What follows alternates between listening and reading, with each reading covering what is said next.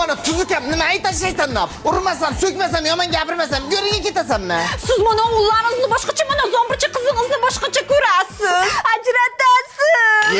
It bilan tirnoqni ajratib bo'lmaymiz. Elni kuldirib eshak qang'irabmi? Men hammasini birda yaxshi ko'raman. Qasamxo'rlik qilyapsiz, ketaman. Ketsa ketaver. Faqat mana Tulla qizimni tashlab ketasan. Jil qizim. Eringga so'zingni o'tkazda.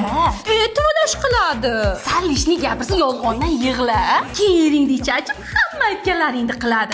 Buja, ayamni gizlamang. O'zi bir kunga mehmonga kelsangiz, 40 kun uyimizda janjal bo'ladi. Urushni xomirtirsinizyo. Voy tavba. Hammasini aytdingmi qizim? O'zini ozgina ko'rsataman. Malades, ashuchidan seni yaxshi ko'raman-da.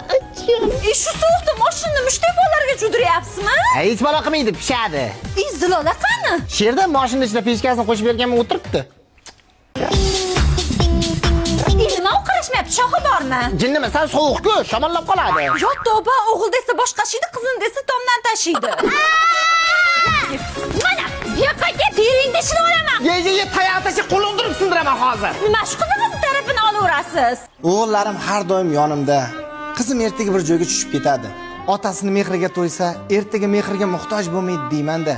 Buni ustiga qiz bola otani jannatga yetaklaydi deyshadi. Rostdanam, o'g'il farzandchi. Endi bilmadim, menimcha shu kreditga yetaklasa kerak-da.